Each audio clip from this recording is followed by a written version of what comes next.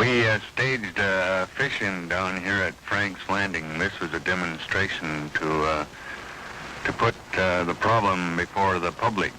We said that we were going to demonstrate this right by going out and going fishing, which we feel is a passive way of resisting this force used against us. The state came down in a large force of about 50 game and fisheries warden to put down a group of 8 adults and about 30 children ranging from 2 years old on up to 17. We decided we would put our boats on the opposite side of the river to minimize the mingling with the huge crowd of Indians and newspaper people that was there. And when we went across the river, they started throwing clubs, and so we had to bring in our full force and arrest anyone who had resisted or interfered with us in the performance of our duty.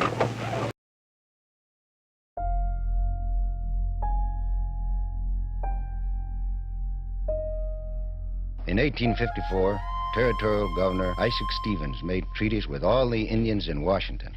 The Indians gave up all claims to the land in the territory except for special areas reserved to them. In return, they were to receive payments and were promised that they and their descendants would always have the right to fish in their usual and accustomed grounds.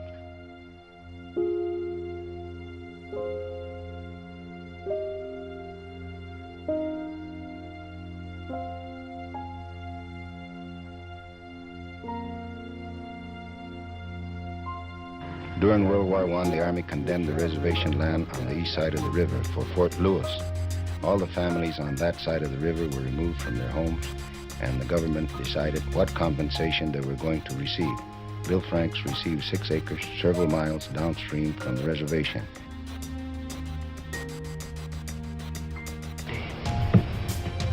There's no jurisdiction on this property. There's no court to tell that you have jurisdiction on this property.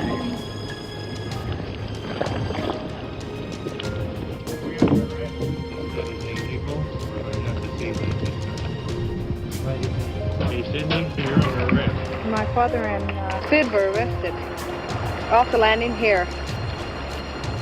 So the following day, to let them know that we weren't going to quit fishing, Allison and I, my younger sister, set a net up there at the trestle, about a mile and a half from here, upriver.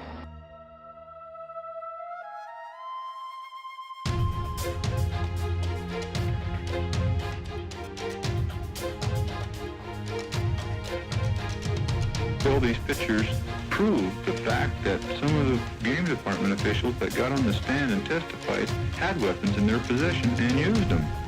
They have billy clubs. They have billy clubs made out of lead pipe. The only people that was hurt was our own people.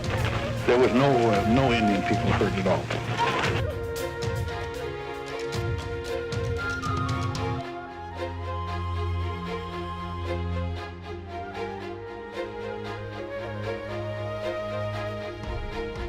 A war dance was held. The plan to occupy the surplus land at Fort Lawton was announced. The next morning, Indians stormed the fort from every direction. Some climbed fences, some came up the cliffs from the beach, some rushed through the gate. The Army closed in on scattered groups of Indians. Women were knocked to the ground. Men were clubbed. Cameras were smashed.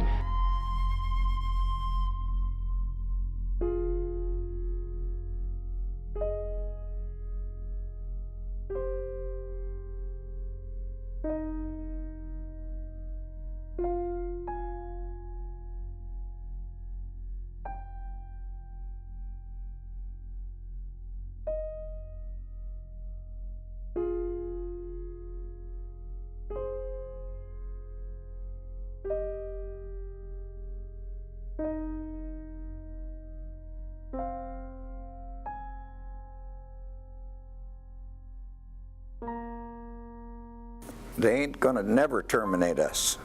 They can't. We're who we are. We're Nisqually people, you know, and we are here, and nobody's gonna take us away from this land.